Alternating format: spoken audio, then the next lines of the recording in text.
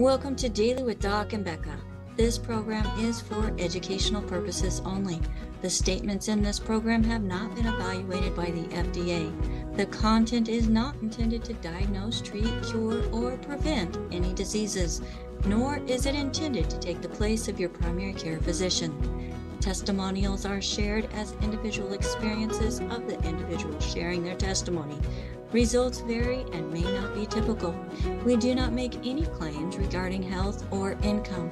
As an empowered individual, you do have options available.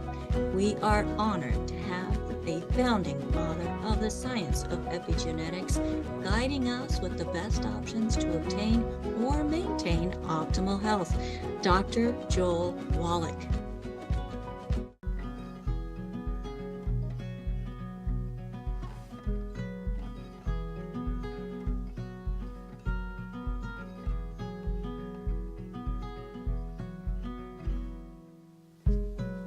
Enjoy the show. Bye. Hello, everybody. I hope you do enjoy the show. Thank you so much, Albert.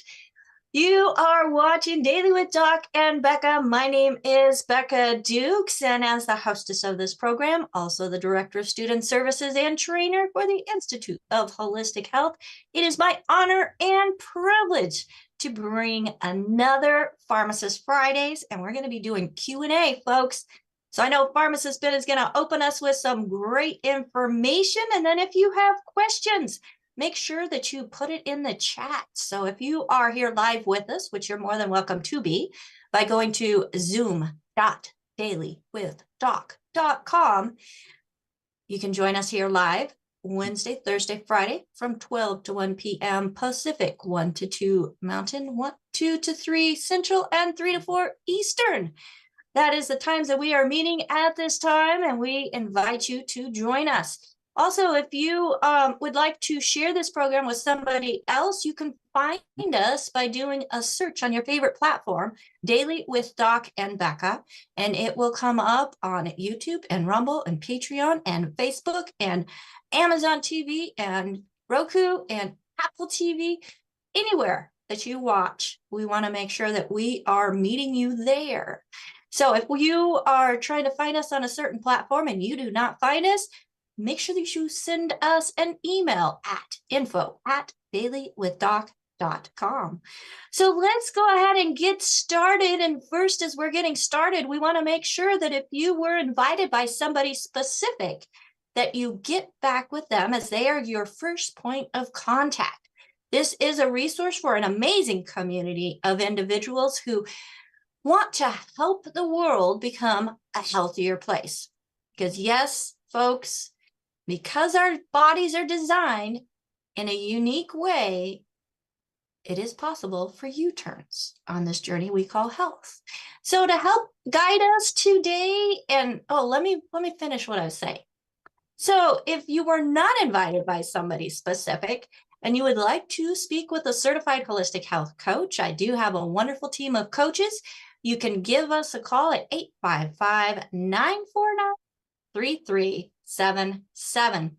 855-949-3377. That is for people who have never tried any of the products that were mentioned on this program and are not currently working with or referred by somebody else other than somebody that's within our team, which is an amazing group of team. I am super excited, and part of that team is Pharmacist Ben Fuchs. Now, here we are Friday. It is Pharmacist Fridays on Daily with Doc, and it is super, I feel very honored and privileged to be able to have Pharmacist Ben Fuchs on with us. He is a nutritional pharmacist from Colorado. He specializes in using nutritional supplements when other healthcare practitioners use toxic pharmaceutical drugs. He has been a member of the Longevity Scientific Advisory Board. He's a health expert and frequent guest on Coast to Coast with George Norrie and many other programs. And he emphasizes how all things are connected. With his holistic perspective, he teaches an understanding of how nutrition and lifestyle factors influence the body from the inside out. He also believes and knows that the body is a healing and regenerating system designed divinely to heal and renew itself on a moment by moment basis. Today, I want you to listen up and learn how to take charge of your biochemistry through foods, supplements, rather than allowing toxic pharmaceuticals to take charge of you. So that's like a quote from Pharmacist Ben right there. And Pharmacist Ben, thank you so much for all you do and sharing your knowledge and just being available for all of us to be able to plug in and learn. I appreciate that. I love doing it. I love helping people. I love talking to people, as we all do. And that's really what's cool about this business is you can make money by helping people. And that's it. As much as we all love money, myself included, and need money, really, there's nothing that gives you quite the jolt of oxytocin and reward chemistry as making a difference in somebody's life. You know, that's why they have PTSD dogs. You know, when people have PTSD, they give you a dog to pet because when you pet a dog, your oxytocin goes up, your blood pressure drops, your immune system strengthens, your anxiety is reduced, you have better sleep patterns, your health life, your biological status improves when you pet a dog. What is it about a dog? Why is petting a dog is such a salubrious, beneficial thing for your mental health? What's great about petting a dog? Well, you know, there's nothing special about dogs necessarily, because the same thing can happen with a cat.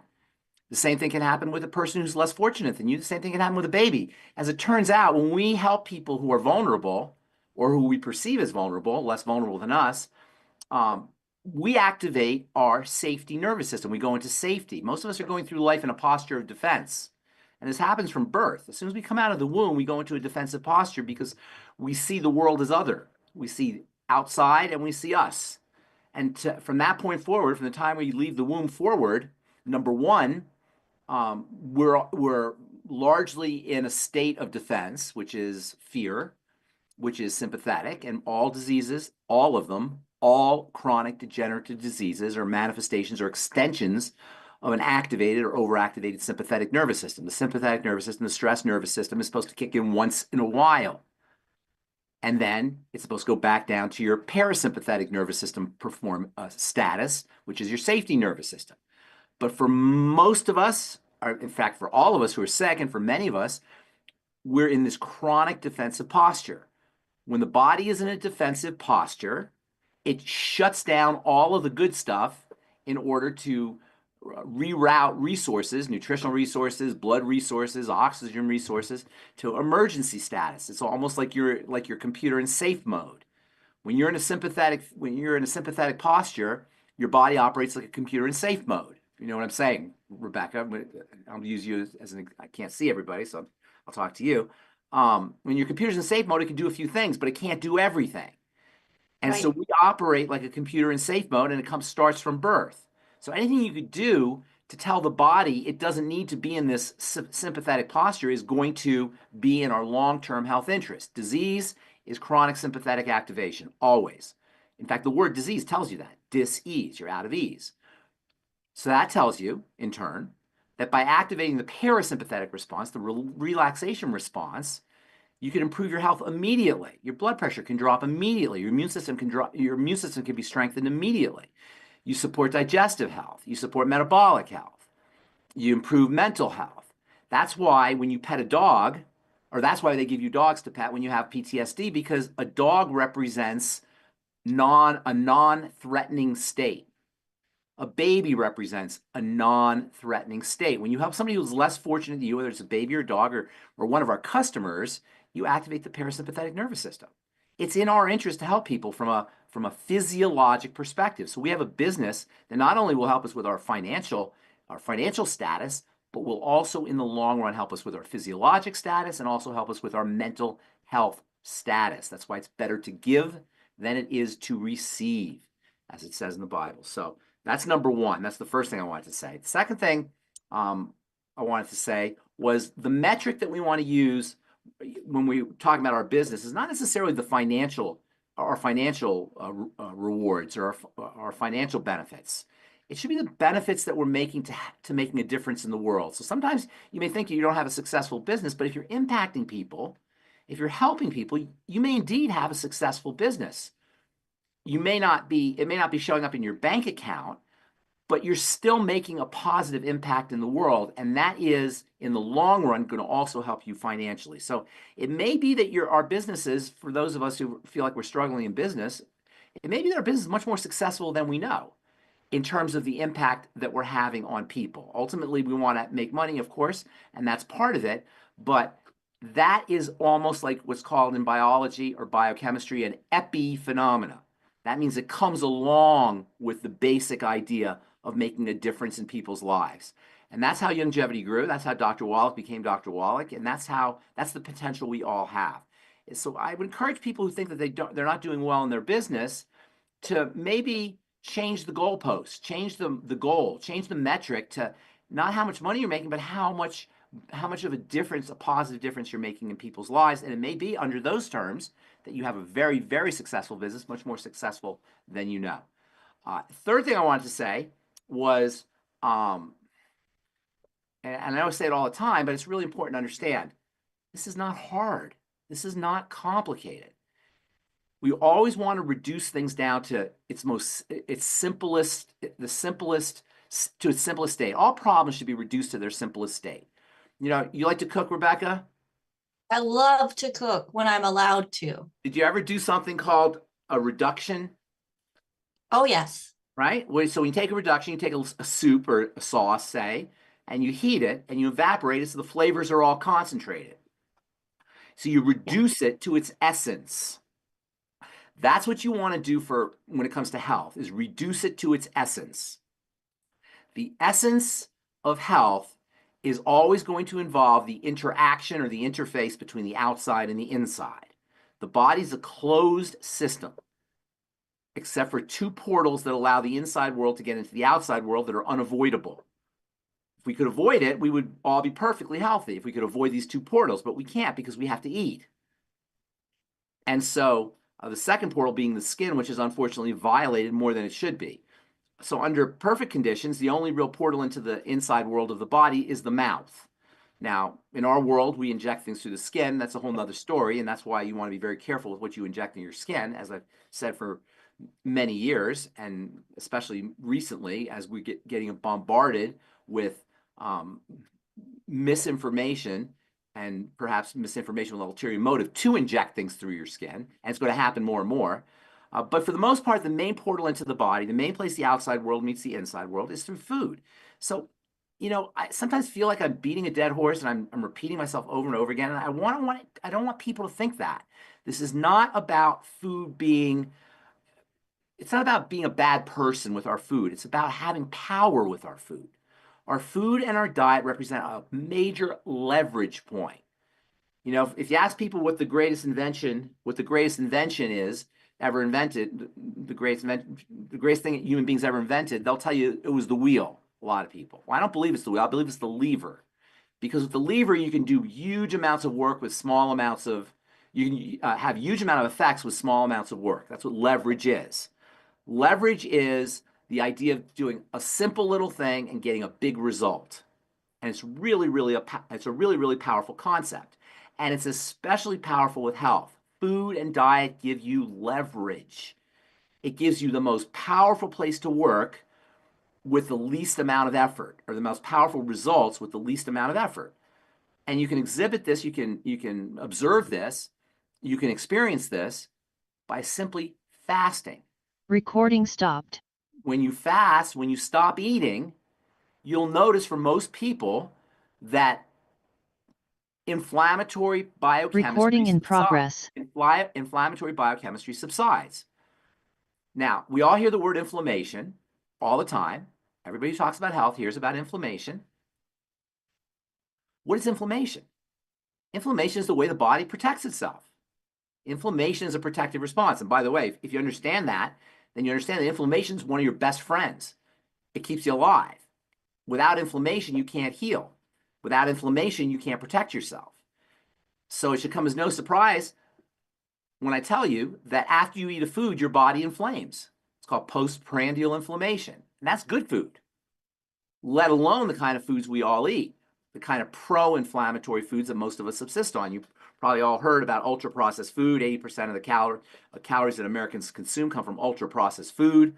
Ultra-processed food is food that is not just processed, but it's made from components that themselves are processed. Ultra-processed food cannot help but inflame the body.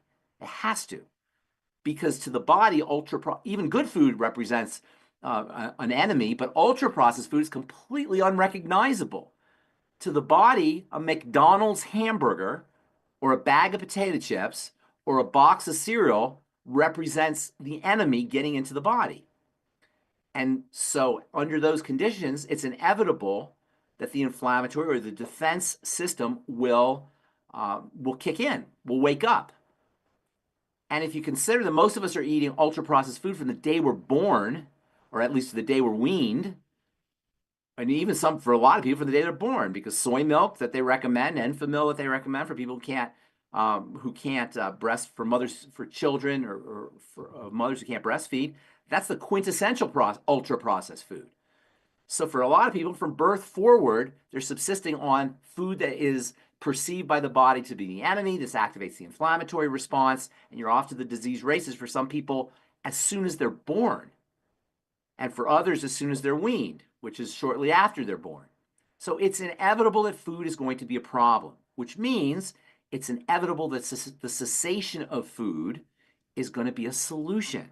And that's why we talk about it. I talk about this all the time. Doc talks about this all the time. And hopefully when you're talking to patients or clients or customers, you're talking about it all the time. And because food represents such a powerful leverage point that's so easy for us to control, I should say simple for us to control. It's not necessarily easy because we're of conditioning and because of our minds. Working with food and working with the digestive system, and when I say working with the digestive system, I'm also talking about the metabolic system, represents major leverage points, which tells me and should tell you that if somebody is still sick and they're still they're not getting the results they want from their healthcare program, there's something they're doing to their body, there's something they're putting into their body that their body doesn't like. And when you speak about it that way, it sounds so simple. You wonder why we're still sick. The only answer is because A, we either don't believe, and everything I'm saying, if you're listening to what I'm saying, it's pretty simple to understand. So if you're not taking advantage of it, it's because you don't believe it, or you don't believe it's as important, or you just don't want to. You're just not willing. And under those conditions of not believing the simplicity of health, or not being willing to leverage the simplicity of health, you're going to be limited in the kind of results that you get. That being said, there's still things that you could do to feel better. But for most of us, we are leaving health on the table. We're not maximizing the power that we have over our bodies by our lifestyle, by leveraging our lifestyle strategies, most important food. So number one, you got to believe. And number two, you got to be willing.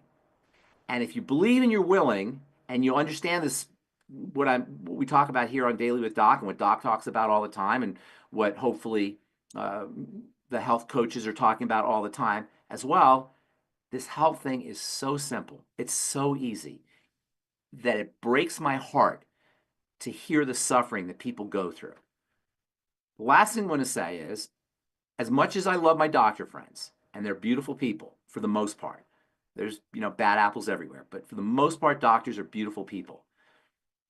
They do not have the skill set necessarily. Some of them have gone out of their way to get the skill set, but they don't have the skill set necessarily simply by having the initials MD after their name and having the certification, having the license to be able to address lifestyle issues. So if you go to a doctor, there's no knock on doctors. As I said, I really want to be very clear here that they're my friends. And I work with them all the time, and I know they're beautiful people. But if you go to a doctor, you're going to get doctored, period. That's how it works. So you can't go to a doctor and expect to get better. You can't go to a doctor and expect to, if you're dealing with a chronic degenerative disease, you can't go to a doctor and expect to get better. You can't go to a doctor and complain about the kind of protocols that he's using And you can't go to a doctor and complain when he does something wrong, or when they take out an organ that they shouldn't take out, or they put you on a drug that has a nasty toxicity or nasty side effect. We go willingly because we don't believe in ourselves. We don't believe in our bodies. We don't believe in our wisdom, our inherent wisdom, or the body's inherent wisdom. And ultimately, we don't believe in the divine force, which we see every day heal the body with something as simple as a paper cut. We know that the body heals itself, but we somehow don't believe that we're capable of doing it ourselves, and the body has it within it to do it. And that's why we go to the doctor. I mean, think about it. The average person, maybe the people not on this call, but the average person has a cough, they go to the doctor. They got a chest pain, they go to the doctor. They got cramps, they go to the doctor. They got a rash in their skin, they go to the doctor. Where did this come from? Where does this idea of we just go to the doctor come from? Especially considering the fact we know the rashes never go away when we go to the doctor. Or the pains or the aches or whatever it is, they don't go away. And my poor mother is a classic example. She's 91 years old. She says, why can't they fix me? Because she believes that they should be able to fix, the medical model should be able to fix her. We inherently are not born, but we grow up with this idea that we can be fixed by going to a doctor. It's not true. If you have an emergency and you need to be stitched up, you can. But the idea that we can go to a doctor to take care of our health challenges that are based on our lifestyle is not true. We see it all the time, but we still do it. What's the definition of insanity? Doing the same thing over and over again, expecting different results. How we take care of our bodies is literally insane. And the last thing I want to say, and then we'll take questions here, is a really cool article came out. I read it earlier this week. This is from Medscape, which is a medical website for doctors. This one's for pharmacists, actually. And this is based on a Harvard Medical School and Brigham and Women's Hospital study that was presented. Excuse me. I'm sorry. This was a study that was presented at the American Heart Association. Epidemiology, Prevention, Lifestyle, and Cardiometabolic Health Science session, which took place in New Orleans earlier, I think it was in February. And the study was called the Cocoa Supplement Multivitamins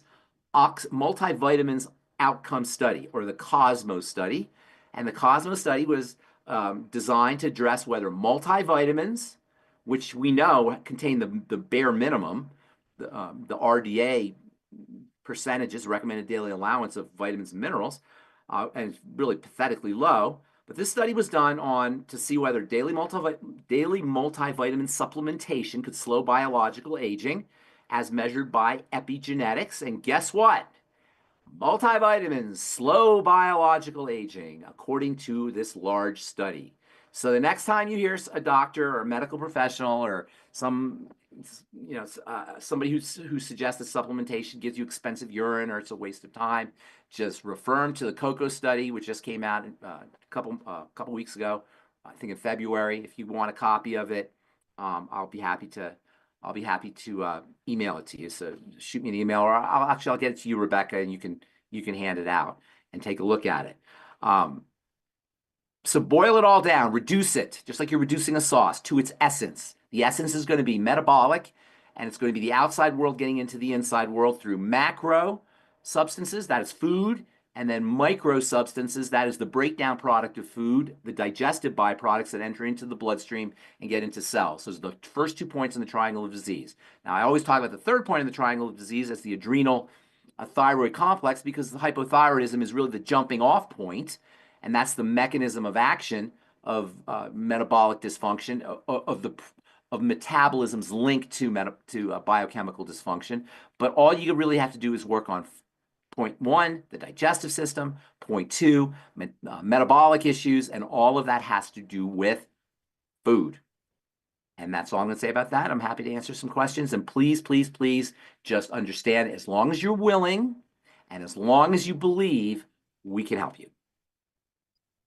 Well, Patty says, say it like it is, Pharmacist Ben. Okay. So what a great opening. Both topics. You know, you go to the doctor, you're going to be doctored. But my question with that one is there a time that you need to go to the doctor just for an evaluation to see what you're working with? Yes, the word doctor means teacher. So you do want to go to a doctor to be taught, to understand. But you don't want to go to a doctor with the expectation that your high blood pressure is going to go away, except for mechanically. It's not going to go away. The biochemical breakdown that caused the high blood pressure is not going to be changed. You're only going to have your symptoms reduced. Say that again.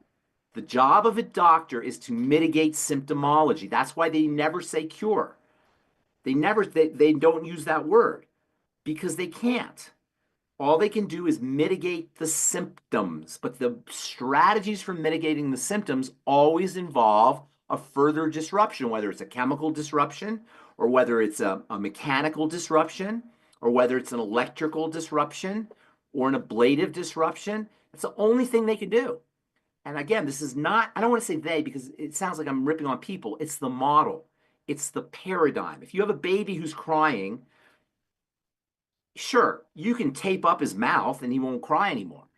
You can drug him with chloroform and he won't cry anymore. You can cut out his tongue and he won't cry anymore. But well, it sounds gross, right? But our bodies are our babies. Our bodies are our babies. We're here to care for our bodies like a mother or father cares for their baby. And when I say, and you go, it sounds gross to cut out a baby's tongue, that's what we do when we take out our gallbladder because we have a gallstone. Or when we take out our female organs because we have endometriosis or fibroids.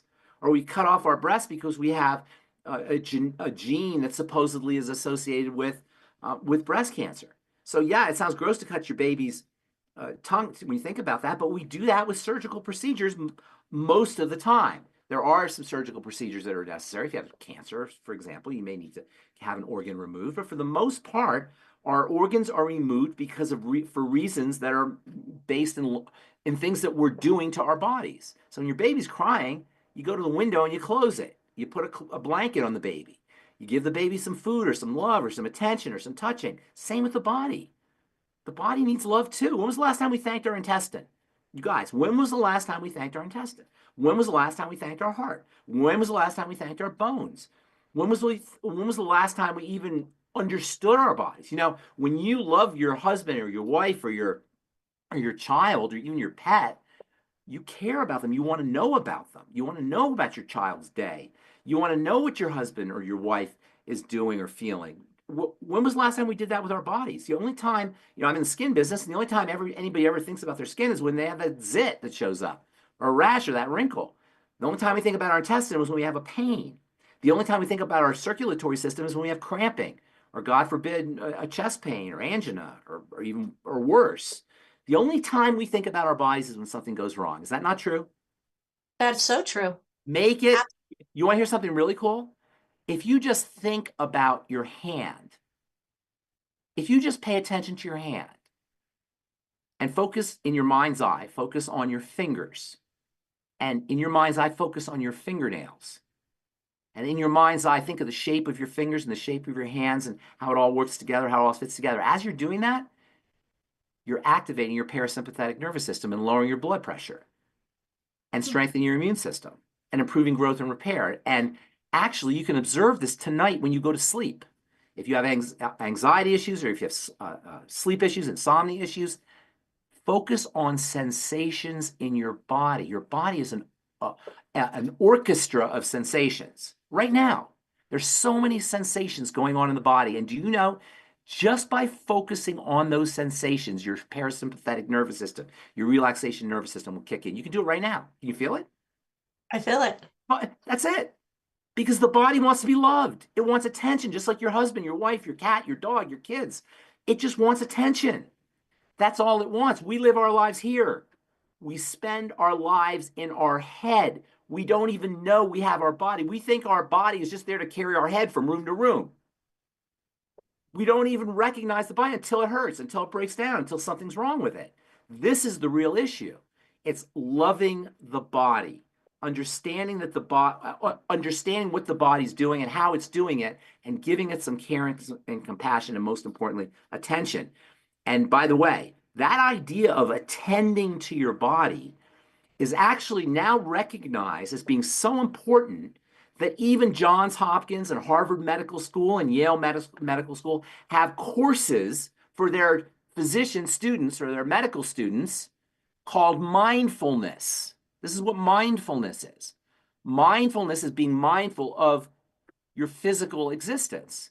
And it's so, the salubrious or health-giving benefits of mindfulness are so well recognized that even our modern medical schools have courses where they teach doctors to be how important that is. This is not hard, people. This is very, very easy to do. We can all do it. And of course, making sure you're interacting with the orthomolecular substances. Ortho means correct.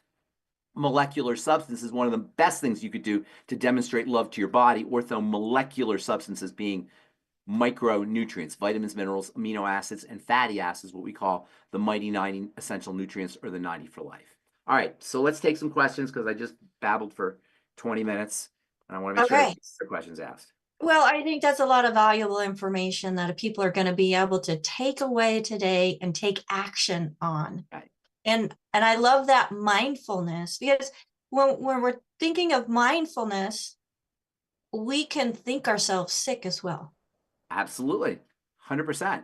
You know, there's a placebo effect, which is ironically, drug companies filter out the placebo effect when they test their drugs.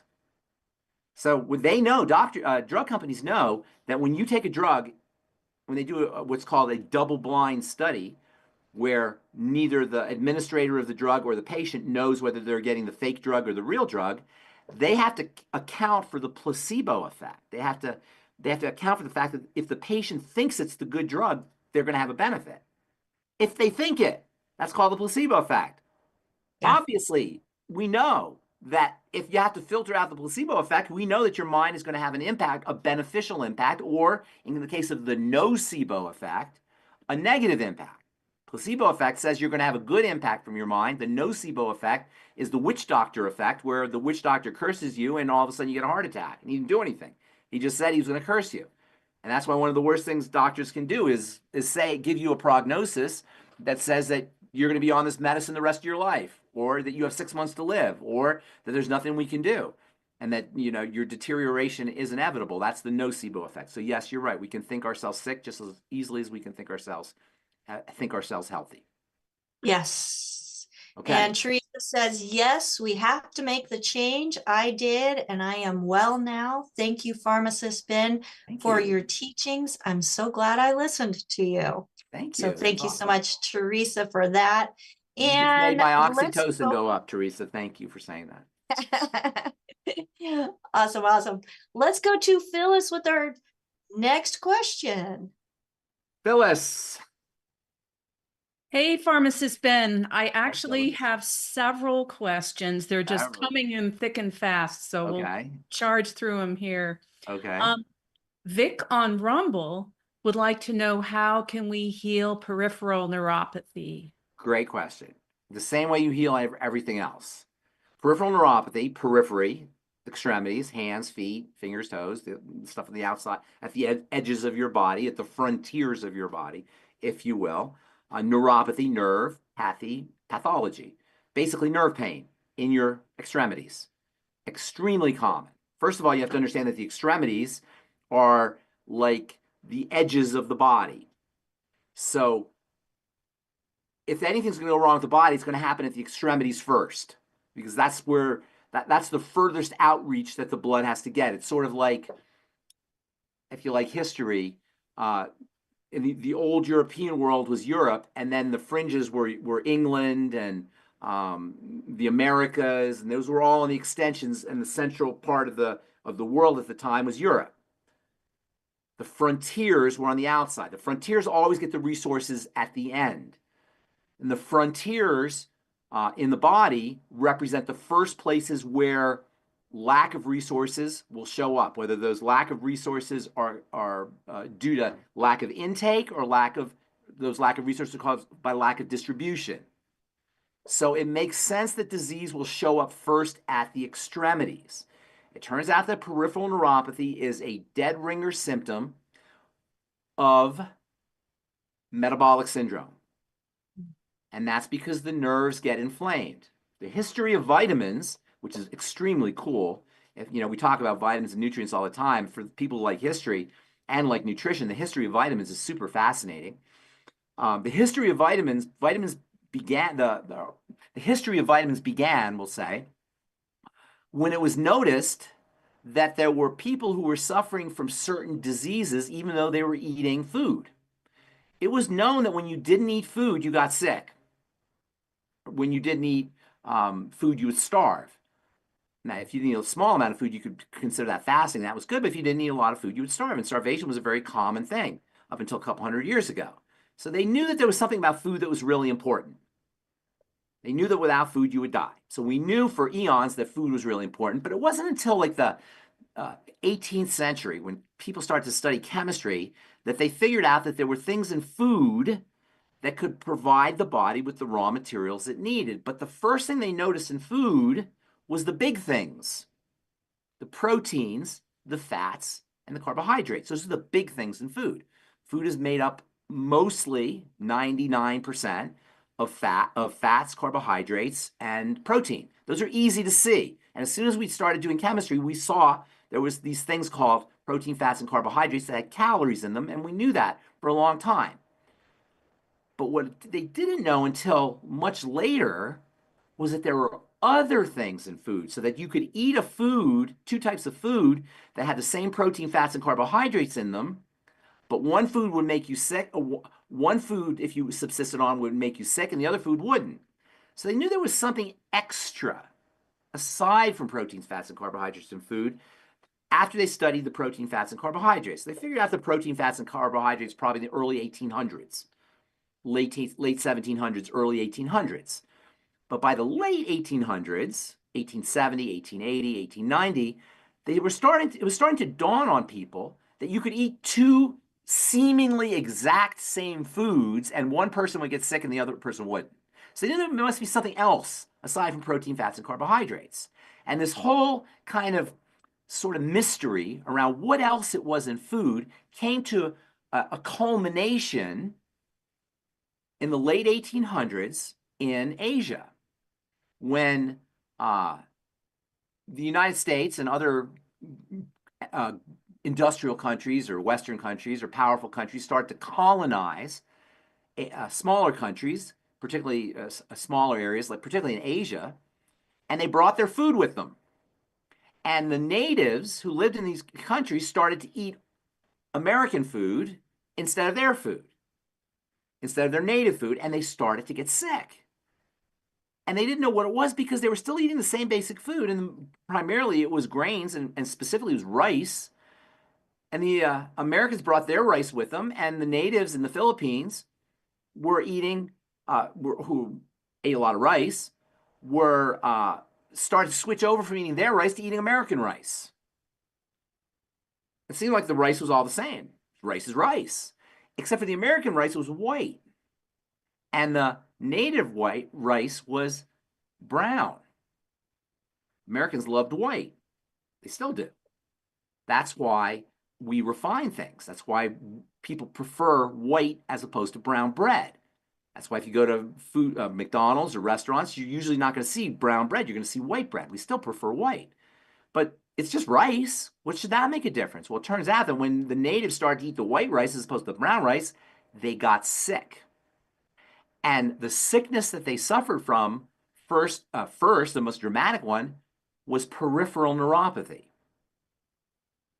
And so researchers and scientists started to say, well, there's something in our rice that is causing peripheral neuropathy. And then while brown rice didn't do it, there was a difference between the brown rice and the white rice that was creating this condition, this peripheral neuropathy condition. So they said, okay, well, what is it about? What is white rice exactly? Why is white rice white as opposed to brown? Well, it turns out that to make white rice, you get rid of the surface, the polishing, the outside husk of the grain.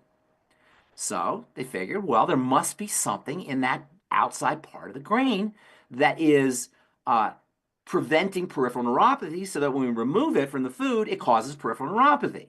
So they start to look into it, and they start to examine it, and they did all their research, and lo and behold, they found this unknown molecule, this molecule they never saw before in food, they never even thought of before in food, that was in the brown rice, that was removed when they ate the white rice, and this molecule was discovered to be the cure for peripheral neuropathy and other nervous diseases. Peripheral neuropathy was one manifestation of a general nervous disease, nervous system disease, that people suffered from when they had peripheral neuropathy. This disease in general was a disease that affected the entire nervous system. Peripheral neuropathy is a nervous disease.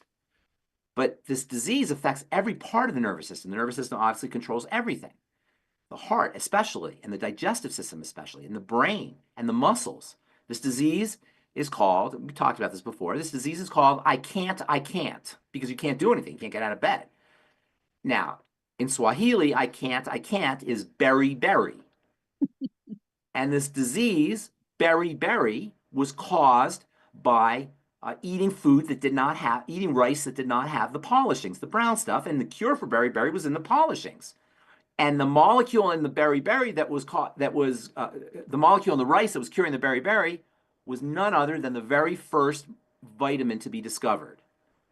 And this was we take this for granted, but back then that was a miracle. They said, oh my God, there are these magical elements in foods that cure disease. There are these magical elements in food that if you don't get, you get a disease. That was a complete epiphany. That was a major, major discovery. There are molecules in food that we can't see with the naked eye. They're not protein you can see with the naked eye, fats you can see with the naked eye, carbohydrates you can see with the naked eye. They're big. But this idea that there are these magical components in food that could cure diseases was revolutionary. It changed the whole landscape of health and wellness. And this is how the first vitamin was discovered. And the first vitamin to be discovered was vitamin B1, thiamine. And to this day, thiamine is incredibly important for the nervous system. B, incredibly underappreciated for the nervous system. In fact, vitamin B1 is so valuable that if you have a mental disease, a psychosis caused by alcoholism, alcoholic psychosis, or Werner-Korsakoff syndrome, they will actually inject vitamin B1 right into your blood in the hospital. And in fact, if you go to the hospital for alcoholism or alcohol poisoning, they'll put it right in your blood anyway, whether you have psychosis or not. Peripheral neuropathy is largely caused by inflammatory condition of the nerves. Well, it turns out that vitamin B1 is not only important for the nervous system, it's also critical for sugar metabolism. It's a major anti-diabetic vitamin. Anybody who has blood sugar issues, which is everybody, should be aware of the power of vitamin B1 for helping the body process sugar. And consequently, the same nutrients that help the body process sugar also help with the nervous system. So all the nutrients that are important for blood sugar are also going to help with the nervous system, which tells you what? That blood sugar and the nervous system go hand in hand, or dysglycemia and nervous system diseases go hand in hand. That's what metabolic syndrome is about. So for peripheral neuropathy, you treat yourself like a diabetic. 100% treat yourself like a diabetic. But you do that for everything. You do that for all chronic diseases. You treat yourself like a diabetic. And I don't care if the doctor told you that your blood sugar is normal. That doesn't mean anything. Your test scores are irrelevant. It's about your symptoms. If you have a symptom and the doctor says, sorry, your test scores are fine, what does that tell you? The test scores don't matter. It's your symptom. If you go to a restaurant, bite into your hamburger, and say, yuck, that hamburger is terrible, and you call the waiter over, and you say, that's the worst hamburger I ever had in my life. That thing's awful. And the waiter says to you, what are you talking about? Look here, right on here on the menu. It says, best hamburger ever. Most delicious hamburger. What are you, crazy? Oh, hamburger's terrible? It says it right here on the menu, you dummy. That's the same thing. You say, I don't care what it says on the menu. That's the worst hamburger I ever had. I don't care what my test score says. I have the signs of dysglycemia. I got peripheral neuropathy. I got obesity. I got heart disease. I got high blood pressure. The hegemony, the tyranny of test scores is one of the main reasons why the medical model is a failure. And nobody even asks, how do you know if you're high or how do you know if you're low? Well, you know you're high or low based on reference ranges. You know, when you have a test score, you see it says reference range, normal reference range, 100 to 200. Oh, you're 300, you're high. Oh, you're 50, you're low. Really? Where's the reference range coming from? Who made up the reference range? Isn't that an appropriate question to ask if you're going to be drugged or have an organ cut out, or you're going to be a ward of the medical model based on a test score? Go by your symptoms. Almost everybody after a certain age is going to have some degree of insulin resistance and dysglycemia in our culture today. It's just how it is. And if you're symptomatic, it's even more importantly. Peripheral neuropathy is a classic sign of metabolic syndrome and dysglycemia. But let me tell you something else. The nervous system regulates the heart. So vitamin B1 is very important for the heart too. And metabolic syndrome is also very important for the heart. The nervous system regulates the digestive system, regulates the bowels. This is a hidden cause of chronic constipation, is poor innervation of the colon or inflammation at the level of the nerve. So metabolic syndrome can be one of the causes of chronic constipation, as well as nutritional deficiencies. When was the last time anybody ever thought of using neural nutritional supplementation or neural supporting nutritional supplementation for the bowels, for people who are chronically constipated? See, these all represents hidden places where we can work to get healthy. So long story short, get yourself on the healthy blood sugar pack. You know, I mentioned thiamine as being very important for the nervous system and the blood sugar system, but so's chromium, so's vanadium, so's sulfur, so's selenium, so is dietary strategies, weaning yourself off of sugar and eating more protein. One of the best ways to wean yourself off of sugar is to eat more protein, particularly protein that has the BCAAs, the branched chain amino acids in them, like the TMR shake. The TMR shake is one of the best things you could do to wean yourself off of sugar. Every time you want sugar, get yourself a half a teaspoon of TMR shake in some almond milk. And if you want, you could put half a banana in there, blend it up. It is so delicious. It's sugar-free. You're getting all the proteins that you need to wean yourself off of sugar, not to mention to build tissue and to grow and repair and anti-age. These are all wonderful strategies you could do for peripheral neuropathy. Long story short, healthy blood sugar pack, wean yourself off of sugar. You know, it's surprising, and then I'll move on to the next question. These simple but such powerful discoveries that were made a long time ago, people still don't accept them. Yes. As you were talking about earlier, yes. It takes a willingness to believe. Yes, it's willingness. Yes, yes, yes. Believe in how powerful we are, how powerful our bodies are, that we can do it. We're told we can't do it. On so many levels, we're told we can't do it. You know, it's almost like the society encourages us to be scared and small and weak and powerless when we're the exact opposite. You know, if you believe in God and the divine force, you know that you're part and parcel of it. So yes, that's so important. This idea of willingness, that accept that you can do it and believe that you can do it. Go ahead. Next question. So powerful. All right. I have a question from Toy. She is 55, stage 4 kidney disease. She's been told one kidney is smaller than the other. She has some protein leakage in her urine, also on high blood pressure medication and a statin. What can she do to heal herself? The kidneys regulate blood pressure largely. The kidneys and the adrenal glands regulate blood pressure largely. That makes perfect sense. The kidneys are basically, they're blood filters, and the way they work is so amazing. If you zoomed into a kidney, you would see tiny, you wouldn't see because they're invisible to the naked eye, but if you could see them, these tiny thread-like blood vessels. And as the blood goes through the blood vessels, big things come out, and only blood is left, like a spaghetti strainer, but in a microscopic way. If the blood pressure is too high, this will damage those blood vessels. So hypertension and kidney disease go hand in hand. Mm. The major reason why people have kidney disease is metabolic syndrome.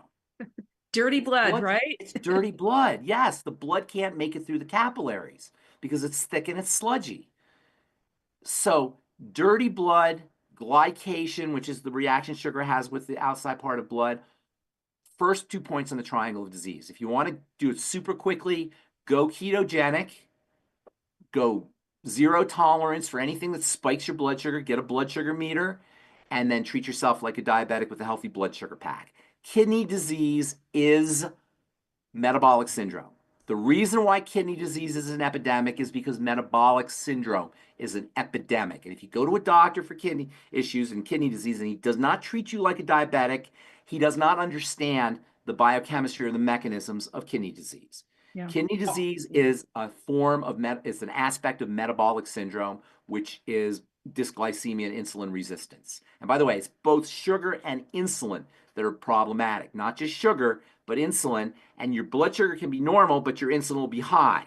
And insulin revs things up. That's why elevated cholesterol also goes hand in hand with kidney disease. And it's no surprise that this gal's also on a statin drug. Yep. She's got all the signs of kidney disease, and you shouldn't have to go to Pharmacist Ben or go on a Zoom call to see this thing. Her medical professional should be able to tell him that, but he doesn't.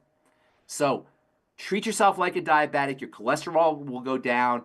God gave us 2 kidneys, and each kidney has a tremendous amount of redundancy in it. So, you know, you can survive. You can go a long way with even just, 30% kidney function or 40% kidney function. Or 1 kidney, perhaps. Or even 1 kidney. Yes, exactly. Final question. And Christopher wants to know the fastest way to heal arthritis, both in people and also dogs. It's the same thing. Dogs suffer from many of the same health issues that we do because we domesticate them. See, our health challenges are really the end result of domestication. Lions don't have arthritis. Tigers and bears and animals in the wild kingdom, they don't get chronic degenerative diseases. Domestication is what leads to the disease state. We're killing ourselves with comfort. So first of all, look at what your dogs are eating. If they're eating Purina cat dog chow or Purina cat chow or, the standard kinds of foods that they give dogs, of course they're going to have diabetes. Of course they're going to be overweight. Of course they're going to have arthritis. Of course they're going to have mental health problems. There's doggy Prozac even. So as Doc would tell you if he was on the call, glucogel, it's a miracle. Glucosamine, which is the active ingredient in the glucogel, signals to the body. It's really cool how glucosamine works, and also by the way, how collagen peptides work. Both collagen peptides and collagen, for that matter, and glucogel work by telling the body there's an injury. When you eat your glucosamine, your glucogel, and it goes into your blood, the body thinks you've been injured. Why? Because the only other time, aside from supplements, where glucosamine would be in the blood, glucogel would be in the blood, is when you tore something or broke something. So the body sees fragments of connective tissue as a sign that there's an injury. It interprets the chemistry in the blood. The brain's constantly reading the blood.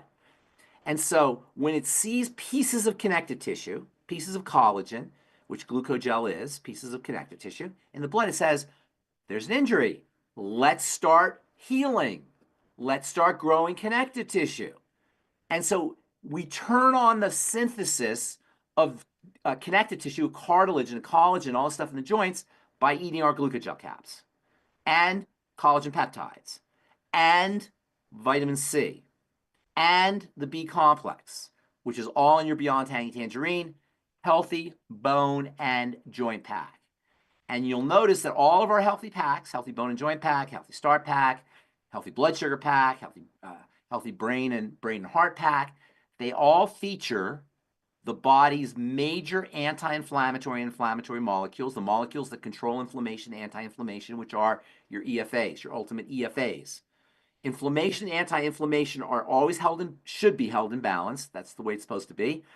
But because we're ingesting so much enemy, so much foreign substance into the body, we're way out of balance with inflammation and anti-inflammation. You can restore that balance with your ultimate EFAs. And that's the importance of the ultimate EFAs. And it's also why fats are so important to understand and to take advantage of and to be careful of. Now, Doc's been talking about this for years. I've been talking about this for years as well. And now we're starting to hear, things that Doc talks about 30 years ago, we hear now today. So when you listen to Doc or you listen to myself or you listen to people who are in longevity, you're getting stuff that the mainstream will recognize in 30 years. Today, we now know that seed oils are a problem, that fried oils are a problem. Doc's been talking about for decades. Why? Because fats are part of the inflammatory system. They control inflammation. The molecules of inflammation are the fats. Aspirin works by working at the level of the molecules of inflammation, fats. Motrin works the same way. Our non-steroidal anti-inflammatory drugs, our aspirin, work the same way as your ultimate EFAs, except your ultimate EFAs are non-toxic and Motrin and aspirin are toxic.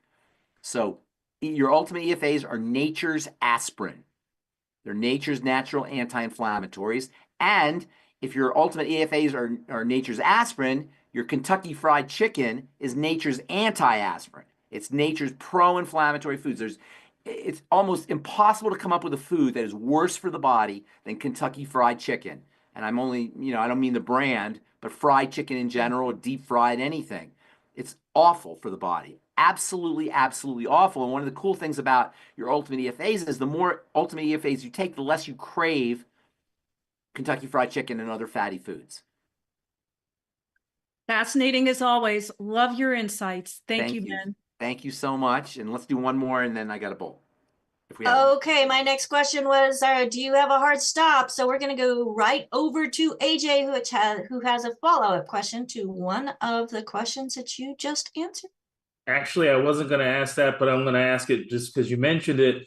What about people, which is the B vitamin, the B1, the thiamine, is that related to the rednecks? No, that's B3. That's B3. B3, niacin, is arguably, I don't even know if you can argue, but we'll say arguably the most important vitamin. Niacin, and I don't want to say it's the most, but it's the only vitamin that the body will actually make under deficiency conditions. So there's an amino acid, which is incredibly important. We've all heard of it. It's called tryptophan. Everybody knows about it for sleep, but it's very important for a lot of things.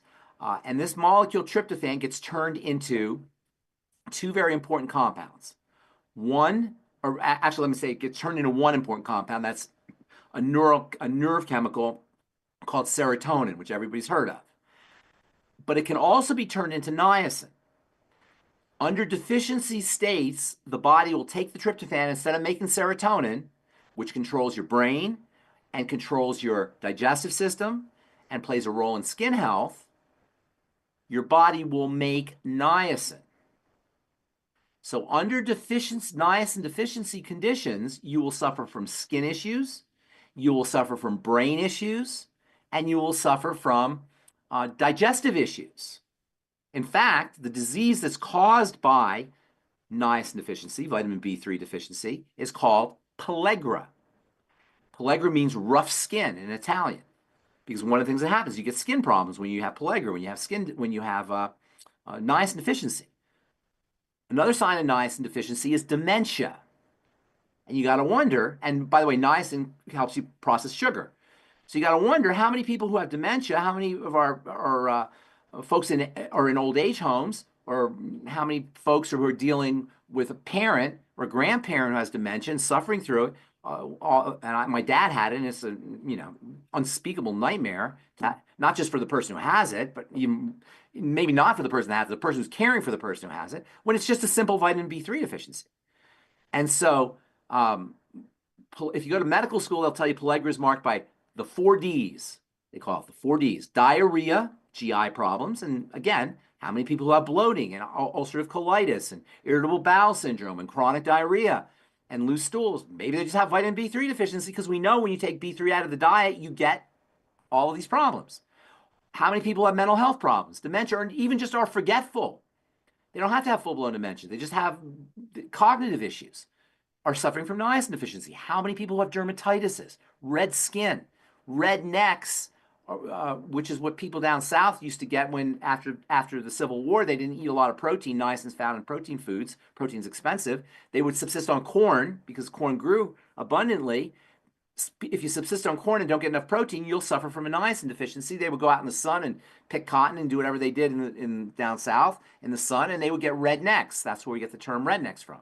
So niacin is so darn important that it's the only nutrient that the body will make, only micronutrient that the body will make under deficiency conditions. And in fact, the father of ortho means good molecules, as we said earlier, micronutrient supplementation, orthomolecular medicine, Abram Hoffer, became the father of orthomolecular medicine by using niacin to treat heart disease, to treat mental health issues, to treat various diseases, and he wrote multiple books about the importance of vitamin B3 and niacin for helping heal the body. So a very compelling case can be made for niacin as being the most important vitamin in the body, although there's a lot of important vitamins. Yes. I know you got to go. How about 30-second answer? Yes. What can somebody who's a type 1 diabetic do? Type 1 diabetes, it's not really a 30-second answer, but I'll give you an answer. I hate giving 30-second answers because I want you guys to see how the whole thing works. But in the interest of time, autoimmunity, type 1 diabetes is an autoimmune disease, should always be regarded as a digestive health issue. And the mechanism is very fascinating. I was going to talk about this article today, but I talked about it before. This is from the National Library of Medicine, Natural Reviews in Immunology. Triggers and drivers of autoimmunity, lessons from celiac disease.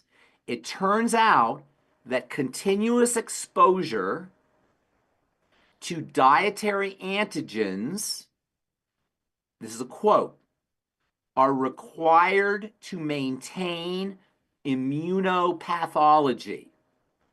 Now, I'm telling you, a lot of these, when they write these medical articles, they don't write them for lay people, but it's worth trying to digest and trying to break through these things, because this is where all the good information is not in what is called epidemiology, which is the studies where they interview people. What did you eat for breakfast? How many cigarettes do you smoke? Do you exercise? Those kinds of studies, those are called epidemiological studies. I don't pay attention to those. But research studies where they actually look at what's happening inside the body in response to certain things, those are legit. And in this study, they looked to see what was triggering the immune system when you have autoimmune diseases, and they found dietary antigens. And antigen's a bad guy. Dietary is food. Food bad guys are required to maintain immunopathology. That's a direct quote from the article Triggers and Drivers of Autoimmunity, and published in the Natural Reviews of Immunology, November 2013. If anyone wants to copy this article, I will be happy to provide them with this as well. It's written in medicalese, but it's worth digesting if you have an autoimmune disease. Autoimmunity equals digestive health, leaky gut, toxic blood, toxic dirty blood. And by the way, people who inject drugs into their skin, into their blood through their skin, they get autoimmune diseases too, because that's dirty blood. And by the way, people who inject the V's, which you'll hear about them more and more, they also deal with autoimmunity sometimes. So yes, dirty blood, reverse, clean the blood through chelation, through dietary strategies, through exercise, improving lymphatic circulation. These are all strategies for type 1 diabetes, which is rheumatoid arthritis of the pancreas. Or rheumatoid arthritis is type 1 diabetes of the joints. So it's the same thing, the same pathology, different name, or different part of the body. All right. Wow. Can I give 2 doses of Ultimate Microbiome a day? Yes, heck yeah. Yeah, the Ultimate Microbiome, you can take as much as you want in the Ultimate Microbiome. To help the digestion. Yeah, the Ultimate Microbiome, though, if you have SIBO, and we're going to run out of time here, but small intestinal bacterial overgrowth, you got to be a little bit careful with fiber because you're going to feed the bacteria if you have SIBO. So you want to be a little bit careful there. That's where your I-26 comes in. And SIBO is another really fascinating subject. Maybe we can talk about that next week. We've actually talked about that not too long ago. Pharmacist Ben, fantastic show. I have another 8 questions that maybe we can get together But we need to continue our videos. I I think know. your schedule, my schedule, AJ's schedule, Yes. we need to make that happen. I Okay? thought you replaced me with your new podcast that you didn't tell us where to find it. Which new pod? Oh, I have a new podcast. That's true. But you But should tell us where to find it. Frank, it's on all the podcast platforms. It's called Frankie and the Pharmacist and the Truth. Frankie and the Pharmacist and the Truth. Yes. Fantastic. And so All right. Pharmacist Ben talked about B1 and B3. So B1, niacin, no, thiamine. You get 30 milligrams of thiamine in the Tangy Tangerine. Folks, that's 2,500% of what the RDA says that you're supposed to have. One of the best things about this is the B vitamins. The B vitamins Yes. super, super, super important, not given anywhere near enough attention. And in fact, I think personally that I would say the main reason why the BTT gives you that quick results is because of the density of the B complex. Oh, absolutely. And then you have the niacin, the B3, has 40 milligrams of that, 250% of that RDA. So folks, get your Beyond Tangy Tangerine today. Get back with the person that shared this program with you. Pharmacist Ben, thank you so much for your time. I know you've got to get going. Gotta go. God bless everybody. AJ. God bless you too. Let's do another podcast soon. Yes, sir. Okay, bye everybody. Thank you. Awesome. Fantastic. Thank you so much, folks. Questions. We're going to be doing some specials. We're going to get through all of these questions. There were some great questions that don't get asked often in today's show. So thank you so much for submitting your questions. And again, get back with the person that shared this program with you. If there's no one to thank, feel free to give our team a call at 855-949-3377. And for those of you who have questions and want to have answers through email us questions at dailywithdoc.com. Again, that's questions at dailywithdoc.com. And one thing I was going to mention before Pharmacist Ben had to skedaddle is, you know how he said he loves to feed into people and help, give them tools in their toolbox to be able to excel and do better? Well, he has a ticket to the next Michael Burnoff event that is live in Scottsdale, Arizona, April 24th, 25th, and 26th. So if you are in the Scottsdale, Phoenix area, or going to be April 24th, 25th, and 26th, and you would like to be able to attend this event, Pharmacist Ben is raffling off his ticket because his schedule is not allowing it. So, AJ, your hand? It's $1,000 ticket. It's actually more than that. Okay. It's worth at least $1,000, and it's for free. The Pharmacist Ben is giving away. So I'd kind of enter if I could be there. Absolutely. But please, if you can't be there, don't enter. Allow the people that are able to be there to be able to have a better chance of actually being the winner of this raffle. You can sign up for the raffle at win.dailywithdoc.com. Again, that's win.dailywithdoc.com.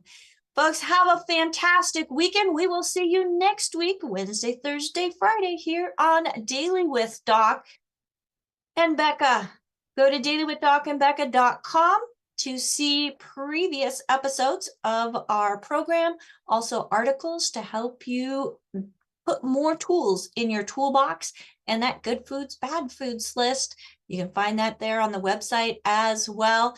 We just want to thank everybody for taking the time and investing in yourself and what you can do to help yourself. My name is Becca Dukes. I am honored to be able to have an amazing co-host team on with us today. We have AJ, our Director of Digital Marketing. Thank you, AJ. And And he's actually the reason why we're able to be on so many different platforms, because he pushed me to do it. So I love being pushed. Or, you tell me I can't do something, I'm going to do it. That's just the way things work, right? We have Ruth Ellen, our executive production director, who helps keep us on task and makes sure that the stream is gathered, put together with the graphics, and then pushed out to the different platforms. Thank you so much, Ruth Ellen, for all that you do. We have Phyllis, our pioneer, and she has been part of her and her husband, Andy, just adore Andy. Both of them were part of getting Dr. Wallach on the different radio stations 25 plus years ago. So thank you so much, Phyllis, for being here and helping us with our program as well. You are a dear. And we have Albert joining us from South Africa. And yes, that zebra is it's a picture of what he took from his own yard. Can you imagine that? Living in such a beautiful place. So thank you so much, Albert, for joining us and being part of our team, letting people in so that they too can see the program live. So folks, we'll see you next time. Again, get back with the person that shared this program with you. If there's no one to thank and you would like to speak with a certified holistic health coach, call 855-949-3377. My name is Becca Dukes, and as the Director of Student Services for the Institute of Holistic Health, I would be doing you an injustice by not offering to you the opportunity to become a certified holistic health coach as well. You can get some more information about the coaching program by going to coach.dailywithdoc.com. Bye for now.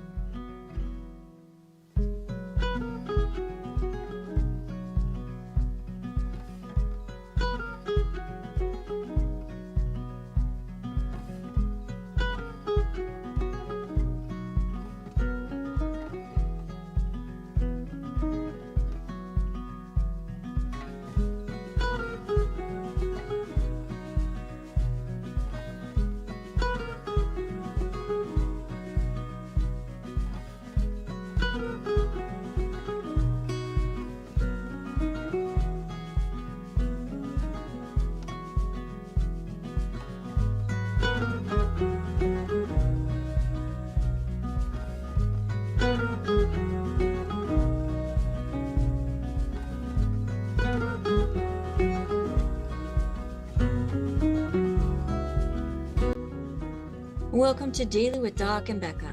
This program is for educational purposes only. The statements in this program have not been evaluated by the FDA.